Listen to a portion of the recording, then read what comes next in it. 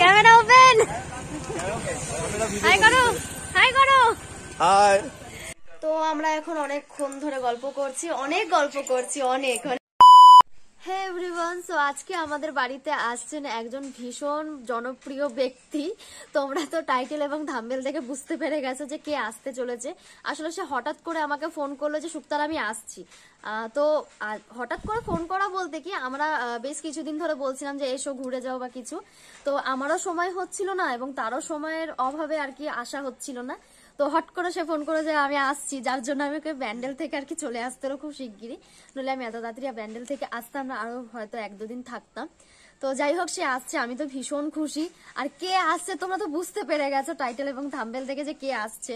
তো হ্যাঁ, সত্যি সৌমাল্যদা আসছেন আমাদের বাড়িতে। আমার তো ভীষণ আনন্দ লাগছে। তো আসলে পরে তো অনেক আড্ডা দেবো, অনেক আনন্দ করব। আর সত্যি কথা বলতে তার সাথে আমাদের পরিচয়টা ভীষণ কম সময়, মানে ভীষণ অল্প সময় হয়েছে আমাদের পরিচয় হয়েছে। বেশ কিছুদিন আগে আমরা একটা হোটেলের উদ্বোধনে গিয়েছিলাম, তার সাথে সেখানে আমার পরিচয়। আমিও তাকে কখনো দেখিনি, হ্যাঁ দেখেছি, রিলসে দেখেছি, যেহেতু উনি রোস্ট করেন। তো রোস্টের মাধ্যমেই 1-2 হয়তো রিলস দেখেছি, কিন্তু পার্সোনালি চিনতাম না বা নাম জানতাম না। তো সেখানে আমাদের পরিচয় হলো, তো খুব ভালো লাগলো। এবং মানুষটা পার্সোনালিও কিন্তু ভীষণ ভালো মানুষ, যার জন্য আমার সাথে খুব ভালো বনেছে এবং সুন্দর একটা সম্পর্ক তৈরি হয়েছে। তো চলো আসুক, আমি তোমাদের অবশ্যই শেয়ার করব তোমাদের সাথে কিরকম কি কাটবে। বেশ আনন্দ তো নিশ্চয়ই হবে, তো আমি তো ভীষণ এক্সাইটেড। চলো তোমরা ভিডিওটা দেখতে থাকো। তো এখন আমরা যাচ্ছি সৌমাল্যদাকে আনতে, কেননা সৌমাল্যদা যেহেতু আমাদের বাড়িতে কখনো আসেনি, তো তাই তো সে রাস্তা চিনতে পারবে না। আর আমাদের এখানে রাস্তাগুলো একটু অলিগলি, মানে হাটশিমলা যে রাস্তাটা সেটা একটু সোজা, বাট সেটা এখন হচ্ছে, মানে ওখানে সেখানে কাজ হচ্ছে। তো যার জন্য অন্য একটা রাস্তা দিয়ে আনছি, মানে নিতে এসেছি আর কি, কেননা এই রাস্তাটা প্রচন্ড পরিমাণে অলিগলি। তো সে যেহেতু চিনতে পারবে না, আর যদি ফোনে বলতে থাকি এদিক ওদিক একটু মনে হবে, যার জন্য এখন যাচ্ছি আমরা আনতে। তো ফাইনালি আমরা চলে এসেছি, দেখি এখন একটু ওয়েট করব কখন আসে। Camera open. হাই করো, হাই করো। হাই। তো ফাইনালি চলে এসেছে সৌমাল্যদা, তাই তো? হ্যাঁ, সুক্তা দিতে পারছি খুঁজে খুঁজে। এই যে আমি অনেকটা পথ জার্নি করে ফাইনালি সুক্তা দির বল অপেক্ষা করছিল, চলে এসেছি সুক্তা দির বাড়িতে। আসলে আমাদের ওদিকে রাস্তাটা একটু প্রবলেম আছে, মানে একটু বন্ধ রয়েছে, হ্যাঁ, যার জন্য আমি এখান থেকে নিতে এসেছি। তো এই যে এখন চলে এসেছি সুক্তা দির বাড়িতে, যাই একটু ঘুরে আসি। অনেকদিন পর দেখা হলো, সেই দেখা হয়েছিল ইয়েতে দেখা হয়েছিল না, ওই যে ওই মিটআপে, একটা মিটআপ না, সরি মিটআপ না, এই বিরিয়ানি দোকান উদ্বোধন। হ্যাঁ ওটাই। আজকে অনেকদিন ধরে ভিডিও বলছিল আসতে, আমিও ভাবছিলাম যাবো, এভাবে যাওয়া হচ্ছে না, সময় হচ্ছে না, দুজনের মধ্যে কারোরই সময় হচ্ছে না। ফাইনালি আজকে টাইম হয়ে গেল। দিদির মুখে সেই মিষ্টি হাসি আমরা দেখতে পাচ্ছি। এই দাদা তো লুকাচ্ছে কেমন। চলো তাহলে, চলো চলো আমরা এখন যাচ্ছি।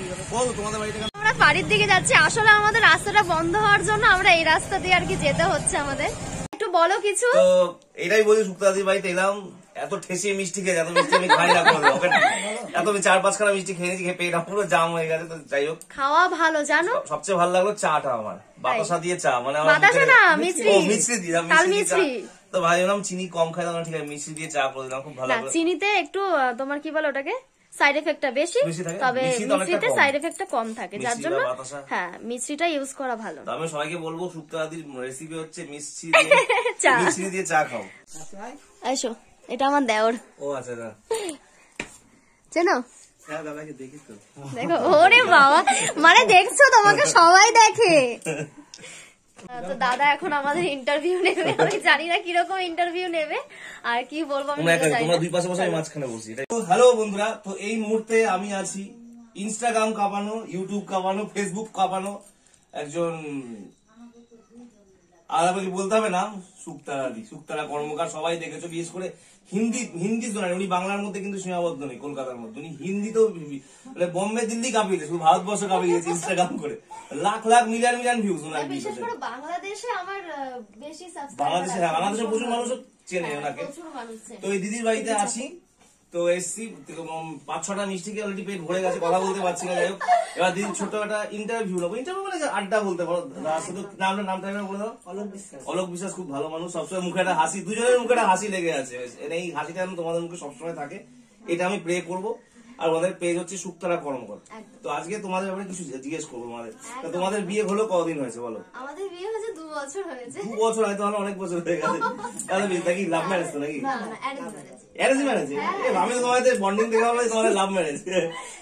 অ্যারেঞ্জ ম্যারেজও এত সুন্দর একটা বন্ডিং, মধ্যে ভালোবাসা। আমি তো দেখি সিরিয়াস হয়েছে, তোমাদের অনেক বছর প্রেম ছিল, তারপরে বিয়ে হচ্ছে 2 বছর। আমাদের ফট করে দেখা শুনেছে, ফট করে বিয়ে হয়েছে। মানে খুব তাড়াতাড়ি? হ্যাঁ, আমাদের মানে কি ঘটক ফটক এরকম ব্যাপার? না, ফটক না, এমনি আমার এখানে কিছু রিলেটিভ রয়েছে। আমি বেড়াতে এসেছিলাম, শাশুড়ি দেখে পছন্দ হয়েছে, আর আমার বাবার একটা সমস্যা ছিল, যার জন্য আমাদের খুব তাড়াতাড়ি বিয়ে হয়ে গেছে। আচ্ছা আচ্ছা, বাহ, খুব ভালো। তা ভিডিও লাগে তখন তো মানে ভিডিও করতে না 2 বছর? আমি মানে এই টিকটকে ভিডিও করতাম। হ্যাঁ, টিকটক তো তখন তো ভাইরাল হতো। হ্যাঁ, টিকটক আমার 4.5 লাখ ফলোয়ার ছিল। ও আচ্ছা আচ্ছা, আরে তাহলে মানে দেখেছি তোমার, তখন ওই সময় তোমার বিয়ে হয়েছিল না? না না না না, হ্যাঁ হ্যাঁ, আমি এবার মনে পড়ে, আমি দেখতাম তোমার ভিডিও, 2 একবার এসেছিল আমার টিকটকে।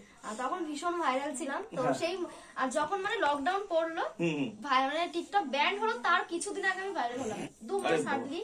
ওই সময় টিকটক, ওই সময় আমাদের তবে টিকটক ব্যানার পর কি করলে তুমি? ওই সময়টা তো বিশাল মাথা খারাপ হয়ে গেল। প্রথমত টিকটক যখন ব্যান্ড হয়, আমি ভীষণই ছোট, কারণ আমার এখন বয়সই চলছে 21। টিকটক ব্যান্ড হয়েছে আজ থেকে মিনিমাম 4 বছর আগে, 4 বা 5 বছর আগে।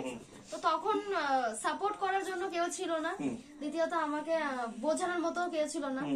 আমি কিছু অত বুঝতাম না, করতাম না, ইউটিউব কি ফেসবুক কি জানতাম না, করতাম না। তো সেইখান থেকে আজকে 2,80,000 ফেসবুক তো ফেসবুক একটু দুটো মিলে 2,80,000 মানে সমানতালে যাচ্ছে। সেখানে যে এই মুহূর্তে তুমি কি বলতে, যারা তোমায় দেখছে তাদের কি টিপস দেবে, যারা ভিডিও করে বড় হতে চাইছে? বলতে আমি বিয়ের পরে বেশ কিছুদিন পর আমি ভিডিও করা শুরু করলাম। ভিডিও করা বলতে কি, আমার হাজবেন্ডই আমাকে বলেছিল যে করো, যেহেতু আমার ভালো লাগার একটা জিনিস ছিল। তো সত্যি কথা, ওকে আমি পাশে পেয়েছি বলে আজ করেছি। তো আমি মনে করি যে কেউ যদি কারো পাশে না থাকে, কোনোদিন ওঠা যাবে না। সবচেয়ে কথা, এই মানুষটা সাপোর্ট করে, তাই একদম একদম। অনেকে যেমন আছে, অনেক মহিলা ভিডিও করে তাদের বরের সাপোর্ট নেই, কিন্তু এনাদের দেখো এই দাদা সাপোর্ট করে, আমাকে সাপোর্ট করে। এই ফুল সাপোর্ট। আমরা এখন অনেকক্ষণ ধরে গল্প করছি, অনেক মানে কি বলবো। বিয়ে কবে করছো বলো? এই আমার বিয়ের বিষয় 24 সালে করাটা ইচ্ছা আছে। ভালো মেয়ে খুঁজে দাও, তোমরা বলছো খুঁজে দিলে হবে। করবো 24 সালে ইচ্ছা আছে করার। না, দেখাশোনা হয়েছে, চলছে দেখাশোনা। ব্রেকিং নিউজ কিন্তু এটা হচ্ছে। করবো 24 সালে, কারণ এত ভালো আছি, এত সুন্দর আছি, ভালো লাগছে না। মা কিছু বলে না? হ্যাঁ, সে তো বলে। হ্যাঁ, মা একা রয়েছে, মাকে একটু, মায়ের জন্য একটা সাথী তো অন্তত দাও। করবো। তাহলে আমরা ইনভাইট পাবো তো? কি কি রান্না হবে সেটা বলো। এখন দেখি করবো মটন। তো দাদা এখন বাড়ি চলে যাচ্ছে, আমরা অনেকক্ষণ অনেক গল্প করলাম। কেমন লাগলো বলো? কি আর বলো, ভাষায় বলতে পারছি না, খুব ভালো লেগেছে বাবা।